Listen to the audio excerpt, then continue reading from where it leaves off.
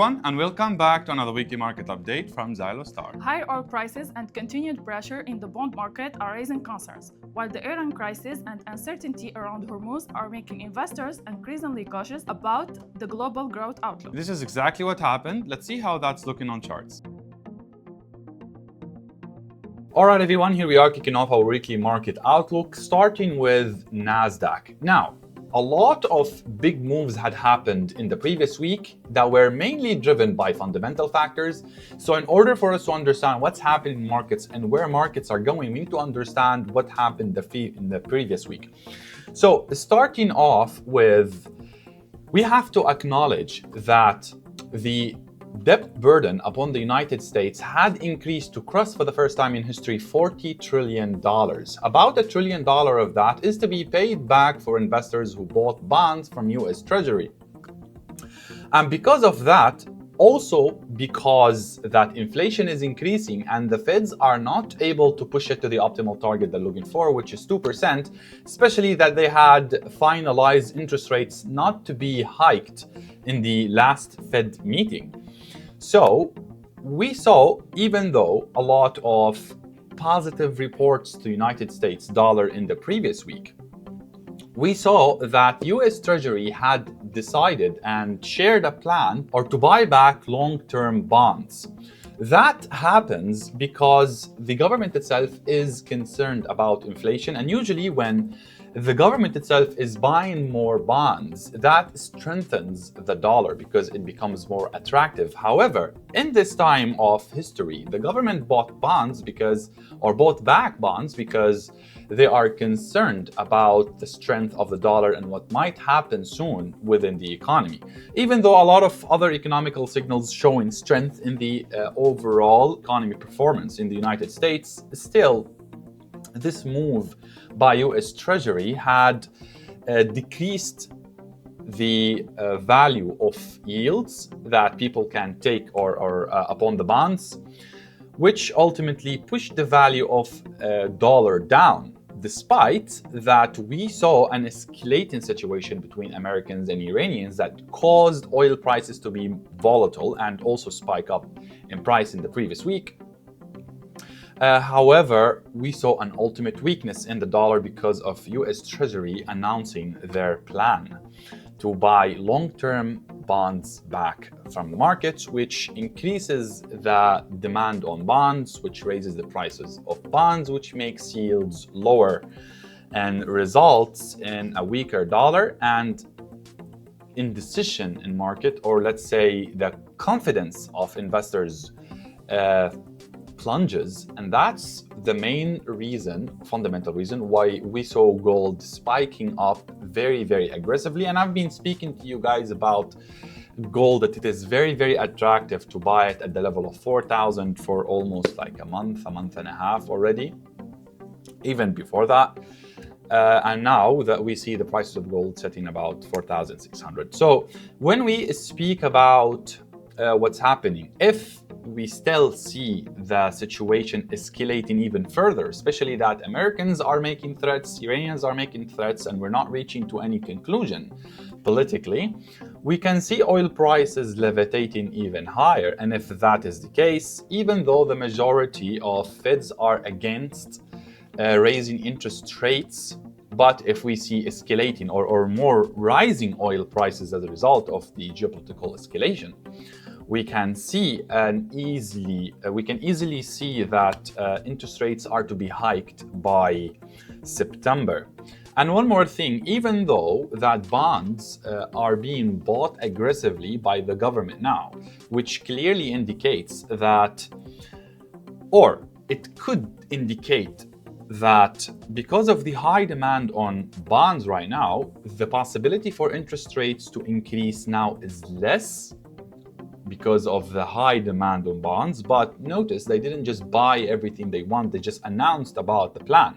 So especially when we speak about 10, 20, 30 years bonds, we are speaking about accumulating these positions, or these bonds rather say, with time, which means 1 month is not going to change the ultimate outcome from buying from the plan that US Treasury is executing.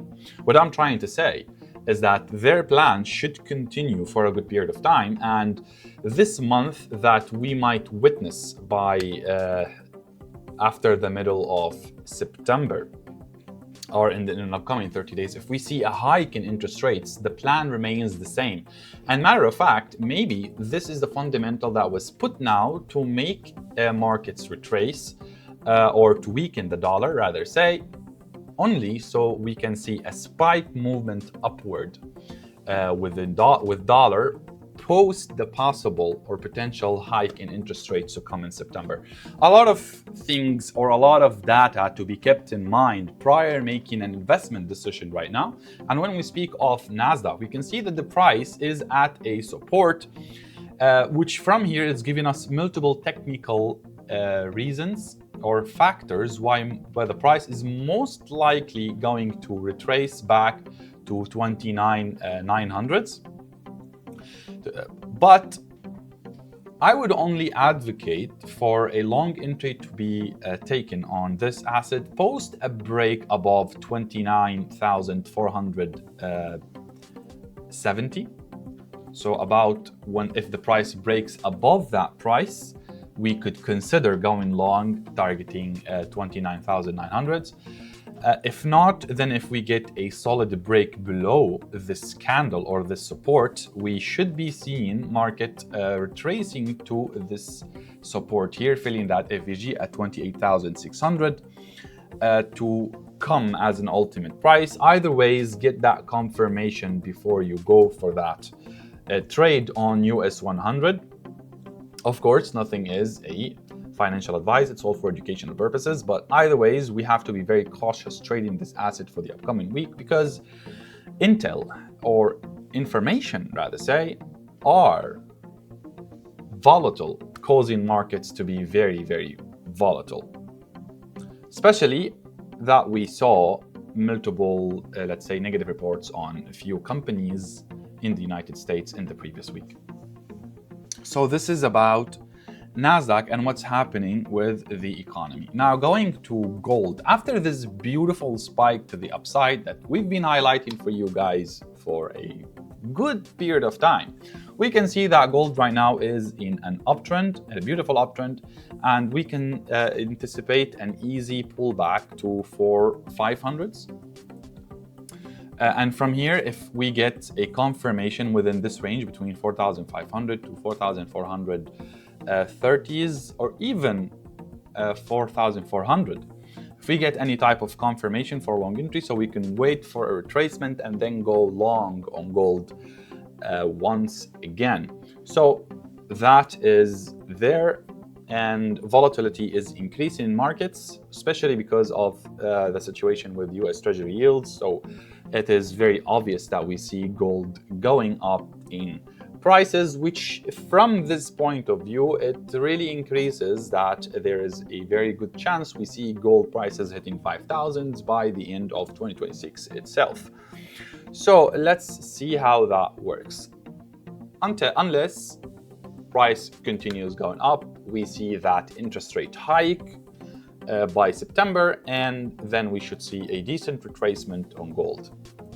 So that is the outlook on gold. We're still bullish on it for now, but you ultimately want to buy at a cheaper price rather than go for premium price. And of course, nothing shared in this video is a financial advice. Also, one more thing happened this week upon gold that is critical as an historical move towards better financing, hopefully, that CME, also known as Chicago Mercantile Exchange, had announced that now you can trade future contracts of gold up in the weekends, only taking 2 minutes a day for server maintenance, which means now you can almost trade the future contracts of gold 24/7, even though there isn't as much demand on the weekends, but now it is tradable, which should give access to a lot of things to be possible happening on the weekends.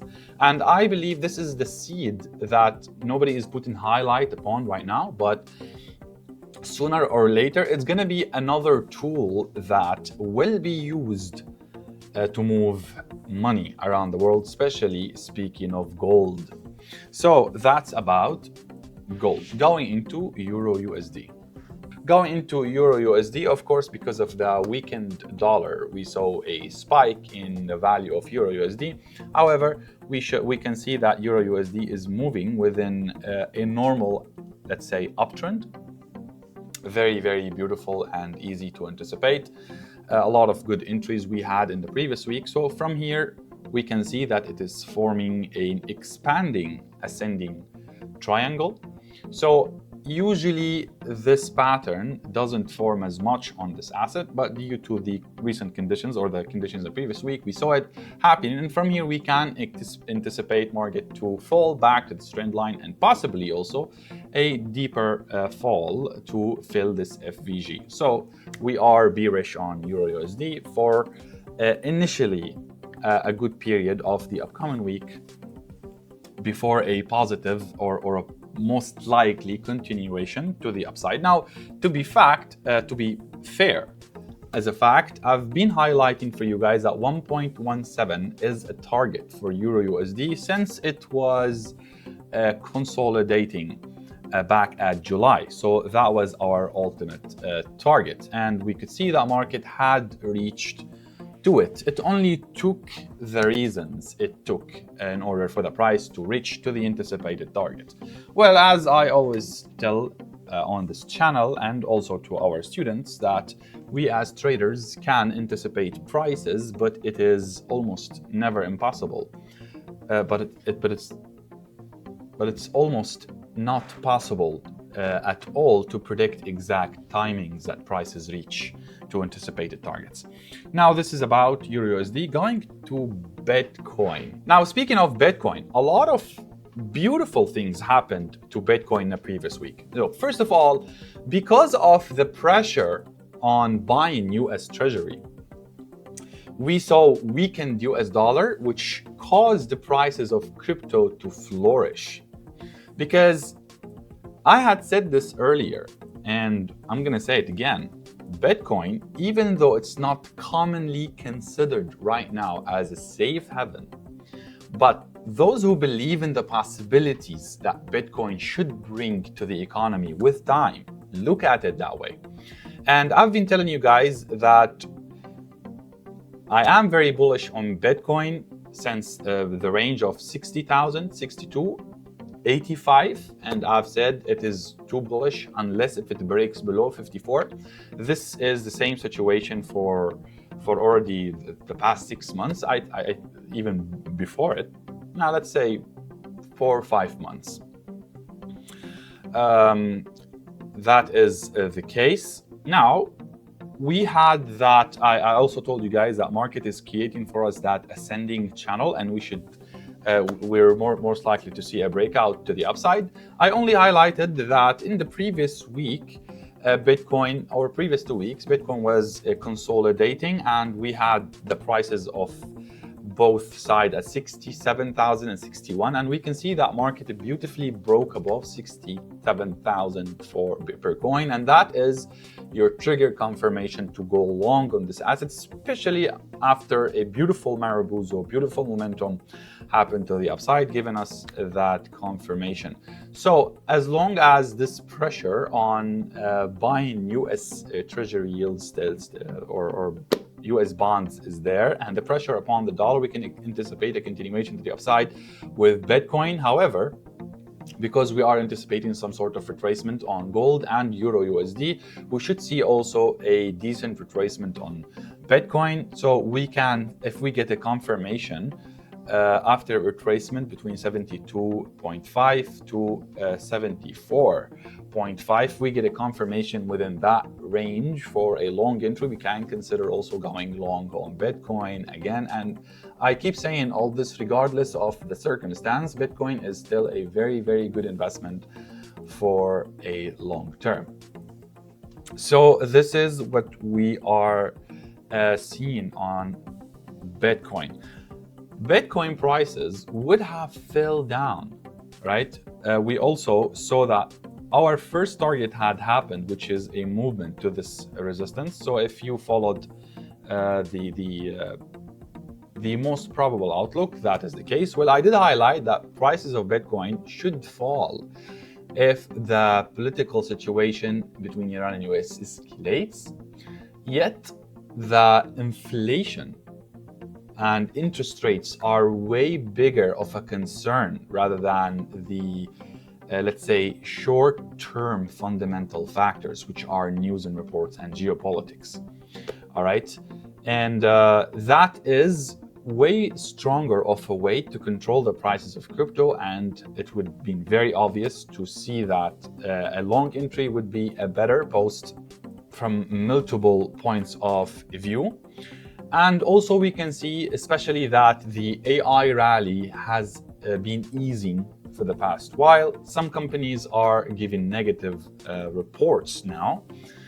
And one more thing is that the Coinbase stock had moved up in price about 10%, while Bitcoin spiked in price about 8% in a day, which is a beautiful move. So that's about Bitcoin. We're still long on it. We rather see a retracement than an entry from where it has at the current moment. Nifty 50, as anticipated, it is consolidating, so it moved down to the support, as been highlighted. Now we can anticipate a movement to the upside, and we can see it's still continuing to move within that ascending triangle.